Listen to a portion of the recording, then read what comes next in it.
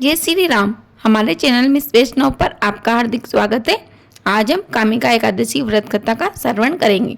तो आइए प्रेम और श्रद्धा के साथ कामिका एकादशी व्रत की कथा सुनते हैं। प्रेम से बोलिए एकादशी मैया की जय, विष्णु भगवान की जय।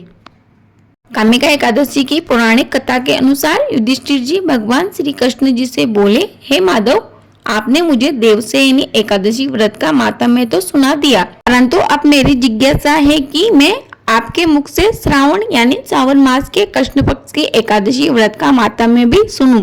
अतः आप कृपा कर मुझे सुनाइए। युधिष्ठिर जी के ऐसे वचन सुनकर भगवान श्री कृष्ण बोले, ए युधिष्ठिर, श्रावण मास के कृष्ण पक्ष की एकादशी का नाम कामिका एकादशी है। इसका मातम्य लोकहित के लिए एक बार देवर्षि नारद जी ने पितामह भीष्म से पूछा। तब उन्होंने इस पवित्र व्रत में भगवान श्री हरि विष्णु की पूजा का विधान कहा था। पृथ्वी दान, स्वर्ण दान, कन्यादान इत्यादि महादान के फल से भी ज्यादा फल इस दिन भगवान विष्णु जी की विधि विधान के साथ पूजा करने से मिलता है। जो फल मनुष्यों को आध्यात्मिक विद्या से मिलता है, वह फल कामिका एकादशी देने वाली है।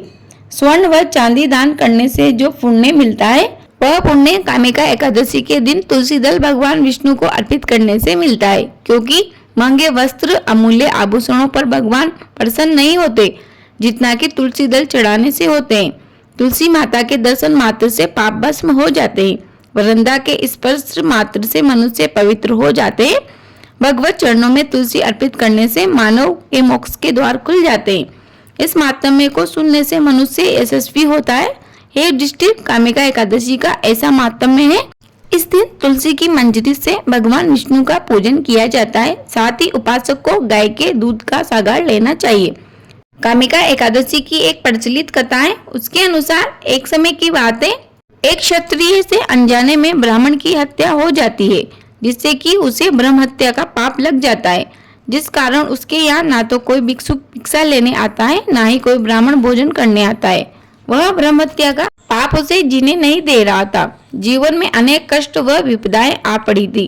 तब वह ब्राह्मणों के पास गया। वह अपने द्वारा किए गए पाप के प्रायश्चित का उपाय पूछने लगा। तब ब्राह्मणों ने कहा, हे वीर पुरुष, तुम्हें ब्रह्म हत्या का पाप लगा है। तुम श्रावण मास के कृष्ण पक्ष में आने वाली पतित पावनी कामिनी एकादशी का व्रत विधि पूर्वक करो, जिससे कि तुम्हारे पाप नष्ट हो जाएंगे। वह हम ब्राह्मण भी तुम्हारे यहाँ भोजन करने आ जाएंगे। तब क्षत्रिय ने ब्राह्मणों से कामिका एकादशी की व्रत विधि पूछकर संपूर्ण विधि विधान के साथ यह व्रत किया, जिससे कि उसके सारे पाप नष्ट हो गए। वह जीवन के सभी संकट भी दूर हो गए। वह सुखपूर्वक जीवन व्यतीत करने लगा। अब उसके दरवाजे भिक्षा लेने के लिए भिक्षुक भी आते, वह भोजन करने के लिए ब्राह्मण भी आते। इस तरह उसने एक कुशल जीवन बिताया।